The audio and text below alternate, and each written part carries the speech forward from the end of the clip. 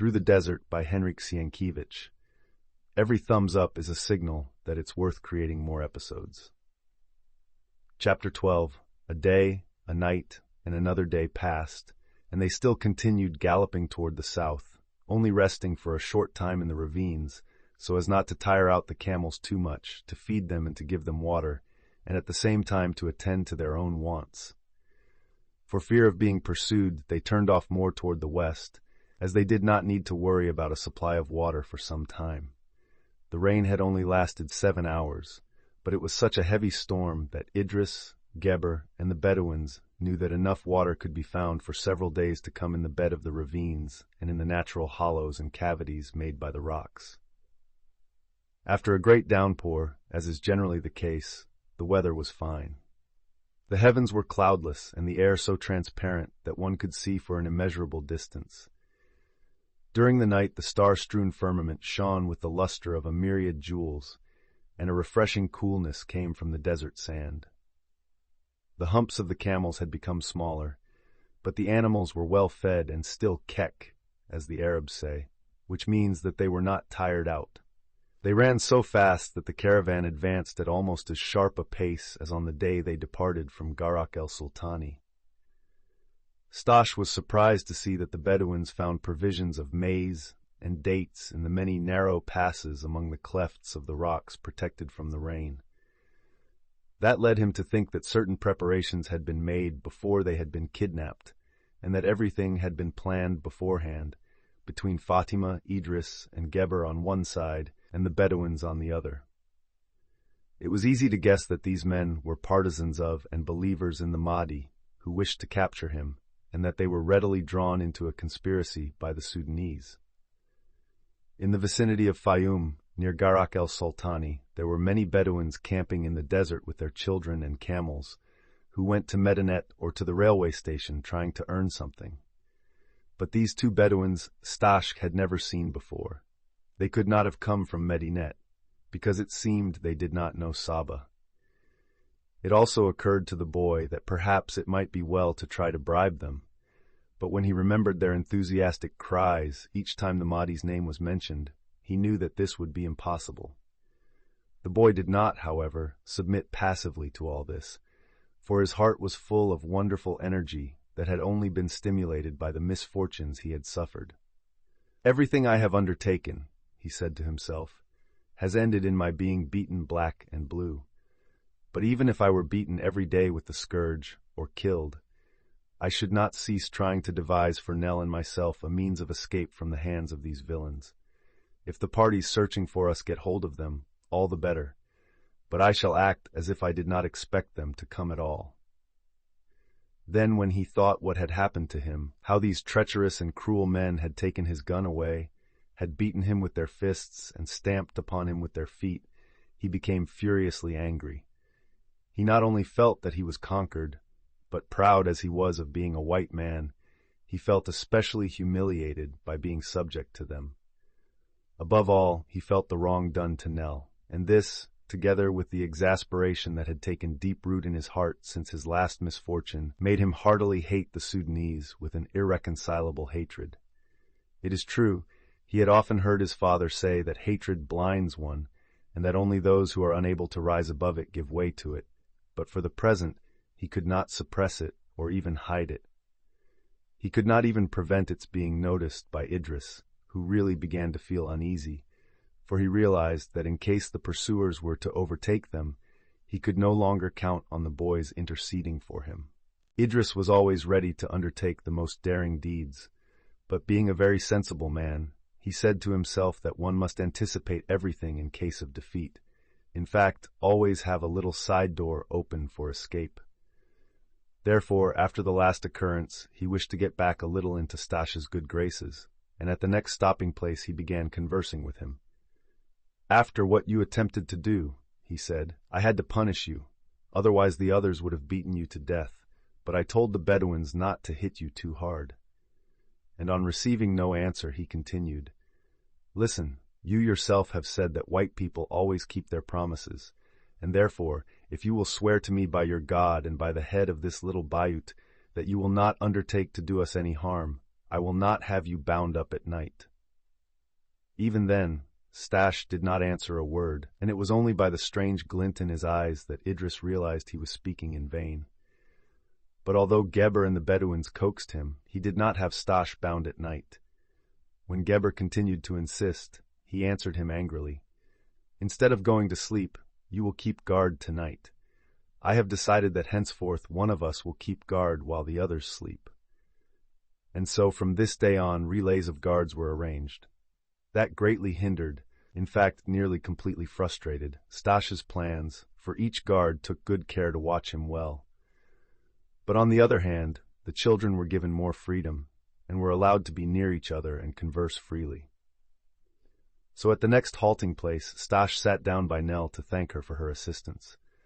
But although he was deeply grateful, he was incapable of expressing his respect and affection, and so he simply began to shake her little hands.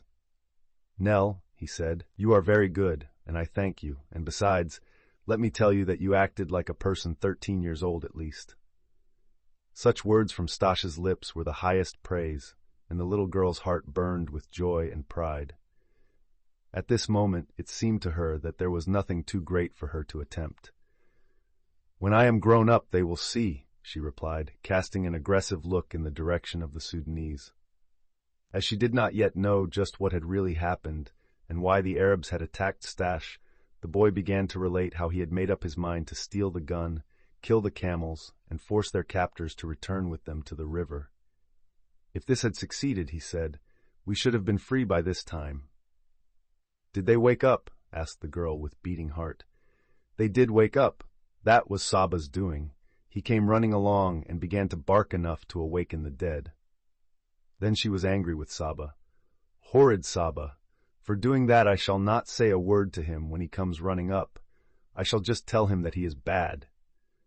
Although Staś was not in a laughing mood, he smiled and asked, "How can you not speak a word to him and at the same time tell him that he is bad?"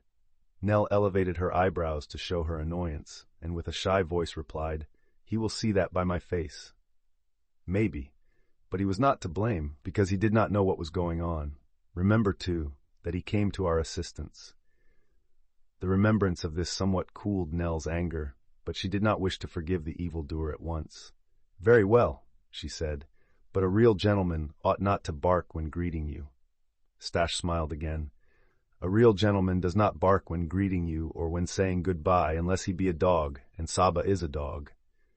Soon afterward a sad look came in the boy's eyes. He sighed again and then got up from the stone on which they were sitting and said, "The worst is that I cannot free you." Nell stood on tiptoe and put her little arms around his neck.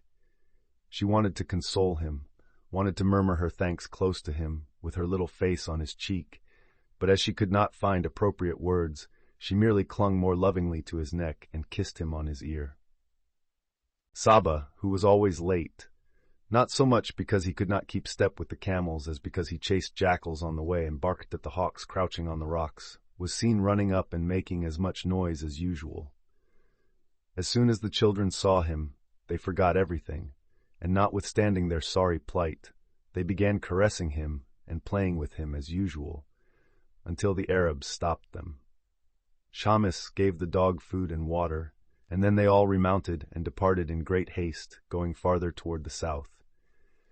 This was the longest ride they had taken at one stretch, 18 hours with but one short halt. Only riding camels, who have a considerable supply of water in their stomachs, can stand such a journey. Idris did not spare them, for he feared that the pursuers were surely at his heels. He realized that they must have started long ago, and conjectured that the two engineers were at the head of these expeditions, and would waste no time. Danger threatened them from the riverside, for it was quite certain that the sheiks on both banks of the Nile would form scouting parties to go into the interior of the desert, and would hold back all travelers going south. Camus felt certain that the government and the engineers had offered a great reward for their capture, and that consequently the desert was probably filled with searchers. The only way to avoid these would be to go as far west as possible, but to the west lay the great oasis of Charjeh, where there was a telegraph. Besides, were they to go too far away from the river, the water would give out after a few days, and they would die of thirst. There was also the question of provisions. It is true that in the 2 weeks preceding the kidnapping of the children, the Bedouins had hidden provisions of maize, zwieback, and dates in secret places known only to themselves, but these secret places were 4 days' journey from Medinet. Idris was terror-stricken at the thought that when the food gave out, some of them would have to go to the villages on the riverbanks to buy provisions, and that, on account of the strict watch and the rewards offered by the village sheiks for the capture of the fugitives, these might easily fall into the hands of the villagers and betray the whole caravan.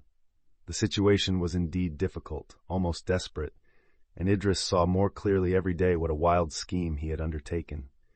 "If we had only passed Aswan," said he to himself, his heart full of fear and despair. He did not believe Chamis, who declared the Mahdist warriors had already advanced as far as Aswan, for Staś disputed this, and Idris had long noticed that the white boy knew more than all of them. However, he supposed that beyond the first cataract, where the people were more savage and less under the influences of the English people and the Egyptian government, more secret believers in the Prophet were to be found, who, if necessary, would help them and supply them with provisions and camels. But the Bedouins had calculated that they were still about 5 days' journey from Aswan. The way led through still more desolate country, and at every halt the provisions for man and beast sank lower. Fortunately, they could drive the camels on, and make them gallop as fast as they pleased, for the heat had not exhausted the animals' strength. In the daytime, during the noon hours, the sun beat down fiercely upon them, but the air was always fresh, and the nights so cool that Staś, with Idris' permission, mounted Nell's camel to look after her health and to protect her from the cold. But his fears were groundless, for Dinah, whose eyes had greatly improved, looked carefully after her little lady. The boy was surprised that the little one's health had not suffered, and that she stood the journey as well as he, especially when the halts were becoming less and less frequent. Sorrow and fear, and the tears which she had shed longing for Papa, had apparently not done her much harm. She had perhaps become a little thin, and her pale face was tanned by the wind, but as time went on she stood the journey better than in the beginning. Idris had given her the best camel, and had arranged the saddle very comfortably so that she could sleep, but it was the fresh desert air especially, breathed night and day, that gave her the strength to bear the fatigue and discomfort of the journey. Staś not only protected her, but he intentionally treated her with a reverence the depth of which he did not realize, notwithstanding his unusual attachment for the little one. He noticed that the Arabs also caught this attitude, and that it unconsciously strengthened their conviction that they were carrying along something exceedingly precious, an especially important prisoner, whom they had to treat most carefully. Idris had accustomed them to this before leaving Medinet, and so they all behaved well toward her. They gave her plenty of water and dates. The cruel Geber dared not raise his hand against her again. Perhaps the unusual beauty of the girl, and the fact that she looked somewhat like a flower or a little bird, had its effect, for even the savage and uncultivated hearts of the Arabs could not resist her charm. Sometimes also, at the halting places, when she stood around the fire made of Jericho roses, colored with the red light from the flames and the silvery light from the moon, the Sudanese and the Bedouins could not take their eyes off her, but murmured, according to their custom, smacking their lips as a sign of admiration, "Allah, Mashallah, Bismillah." At noon the second day, after traveling that long stretch, Staś and Nell, who were now riding on the same camel, had a moment of intense joy. Immediately after sunrise, a clear and transparent mist, which, however, soon disappeared, hovered over the desert. But when the sun rose higher, the heat became greater than on the previous days. When the camels stood still for a moment, there was not a breath of wind stirring, so that the air, as well as the sand, appeared to slumber in heat, light, and silence. The caravan had just reached a large level plain, unbroken by ravines, when suddenly a wonderful sight presented itself before the children. Groups of slim palms and pepper trees, orange plantations, white houses, A small mosque with a towering minaret and broad walls, surrounded by gardens, appeared so plainly and so close to them that it seemed as though the caravan would be under the trees of an oasis in half an hour. "What is that?" cried Staś. "Nell! Nell! Look!" As Nell raised up, she was struck dumb with surprise, but soon after she cried out with joy, "Medinet, to Papa! To Papa!" But Staś became pale with emotion. "In fact, that may be charge, but no, it must be Medinet. I remember the minaret, and I even see the windmill on the well." And in reality, in the distance were distinctly seen the tall windmills of American wells, resembling large white stars. These stood out so clearly on the green background of the trees that Staś's sharp eye could discern the red-painted edges of the spokes of the windmills. "That is Medinet." Staś had read in books that in the desert there is an optical illusion known as a mirage, and that travelers sometimes see oases, towns, rows of trees, and lakes that are not real, but are produced by atmospheric conditions, which, due to the reflection of light, cause far distant objects to appear as if nearby. But this time the apparition was so distinct that it seemed as if it could be touched, and although he knew it must be an illusion, he could not doubt that he was looking at the real Medinet. There was the little tower on the house of the mudir, the round-shaped passage just under the top of the minaret, where the muezzin calls the faithful to prayers. There were the familiar groups of trees, and especially the windmills. No, this must be the real place. It occurred to the boy that perhaps the Sudanese, after thinking things over, had come to the conclusion that they would not be able to escape their pursuers, and, without having told him, were returning to Fayoum. But they were so composed that he doubted if this were so. If it were really Fayoum, would they look at it with such indifference? For they saw the apparition, too, and pointed it out to one another, but their faces portrayed no uncertainty or anxiety. Staś looked at it again, and perhaps it was this indifference on the part of the Arabs which made the picture appear to fade before him. He also thought that if they were really returning, the people, being frightened, would have kept closer together. The Bedouins, who by Idris's orders had for several days ridden on in advance, could no longer be seen, and Shamus, who brought up the rear, looked in the distance no larger than a hawk flying along the ground. "The mirage!" said Staś to himself. Meanwhile Idris approached and cried out to him, "Ho! Drive the camel on! Don't you see Medinet?" He appeared to be jesting and spoke in such a scornful tone that the very faintest shadow of hope that this might be Medinet lying before him vanished from the boy's heart. Idris approached and cried out to him, "Don't you see Medinet?" He spoke in such a scornful tone that all hope vanished from the boy's heart. Sadly, he turned to Nell to dispel her illusion when something suddenly happened, which turned the attention of all in another direction. At first, one of the Bedouins came galloping up fast toward them, and while still at a distance began to gesticulate with a long Arabian gun that did not belong to anyone in the caravan. When he reached Idris, he exchanged a few hasty words with him. Then the caravan turned toward the interior of the desert. After a while, the second Bedouin appeared, leading a fat camel with a saddle on its hump and leather bags hanging down from his flanks. Again, a short conversation took place, but Staś could not catch a word of it. The caravan rode quickly without a stop toward the west, and only halted when it reached a narrow ravine full of broken rocks and caves. One of these was so spacious that the Sudanese were able to place all the people and camels in it. Although Staś thought he knew what had happened, he lay down next to Idris and pretended to go to sleep, hoping that the Arabs, who had scarcely spoken a word about their adventure until now, would soon begin to talk about it. His hopes were well founded, for soon after, having scattered food for the camels, the Bedouins sat down to consult with the Sudanese and Shamus.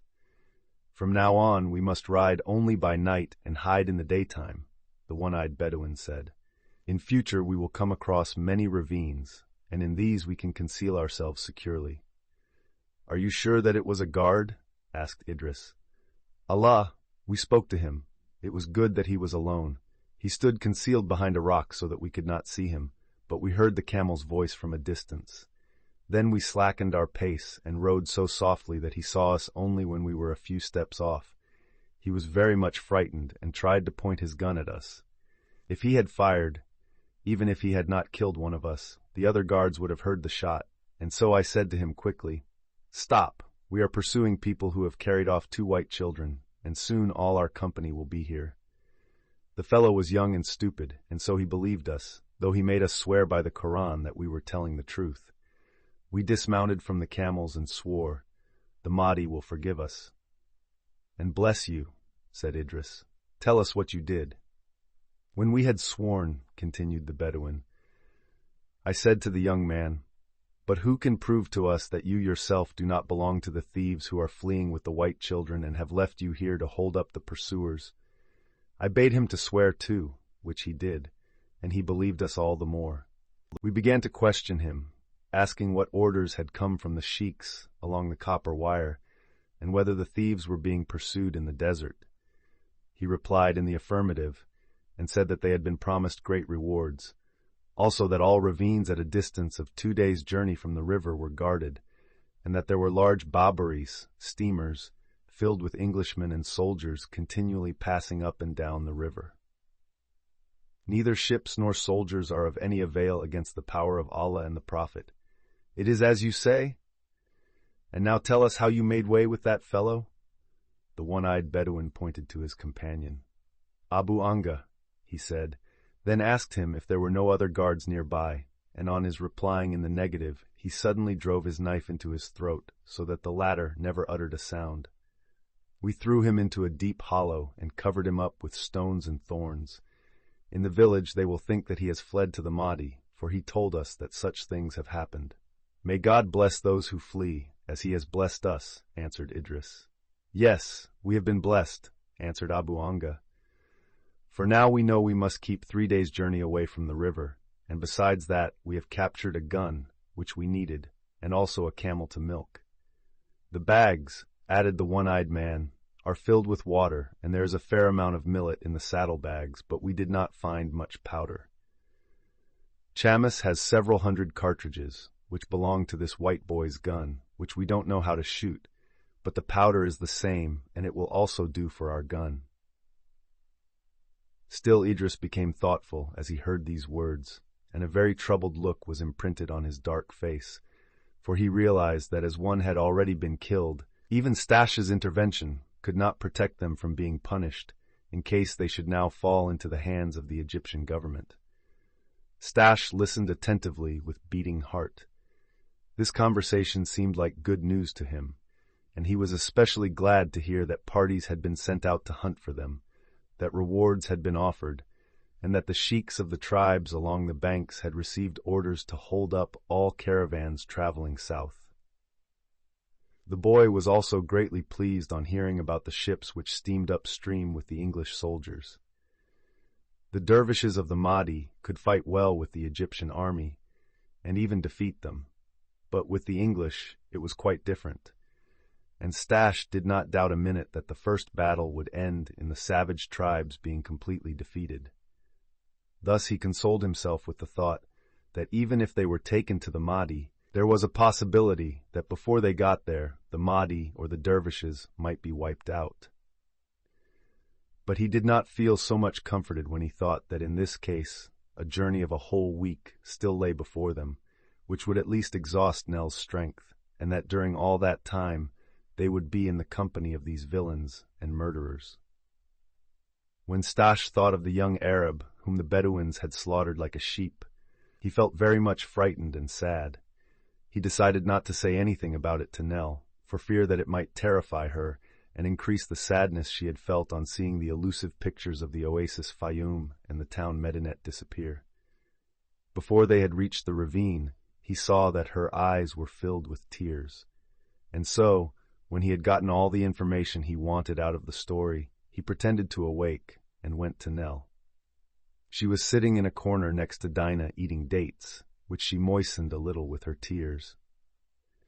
When she saw Stash, she remembered that not long ago he had praised her behavior as being that of a girl at least 13 years old, so she clenched the date stone with all her might between her teeth to help her control her sobs, that she would not seem like a child again. "Nell," said the boy, "Medinet was an illusion, but I know for certain that we are being followed, so don't worry anymore and don't cry anymore." On hearing this, the girl raised her tear-stained eyes to him and answered in broken phrases, "No, Stash, I do not want to cry, only my eyes perspire so." At the same moment her chin began to quiver, large tears fell from beneath her closed lids, and she burst out crying. But being ashamed of these tears, and expecting Stash to reprove her for shedding them, she hid her little head for shame and fear on Stash's breast, and thus completely moistened his clothes. He now began to console her. "Nell, do not be a fountain. Did you see that they have taken a gun and a camel away from some Arab? Do you know what that means? It means that the desert is full of guards. These wretches have succeeded in surprising a guard this time, but the next time they will be caught themselves. Several steamers are keeping watch on the Nile. Of course, Nell, we shall return home, and on a steamer too. Fear nothing."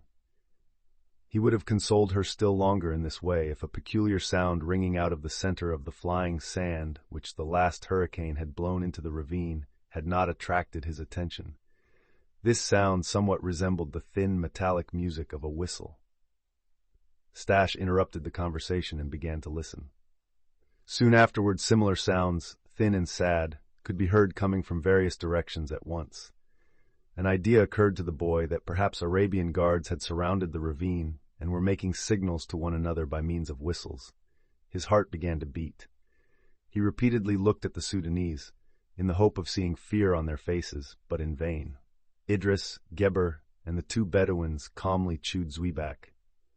Kamas was the only one who appeared surprised, and the sounds continued. After a while, Idris got up and looked out of the cave. Then he returned, stopped in front of the children, and said, "The sand is beginning to sing."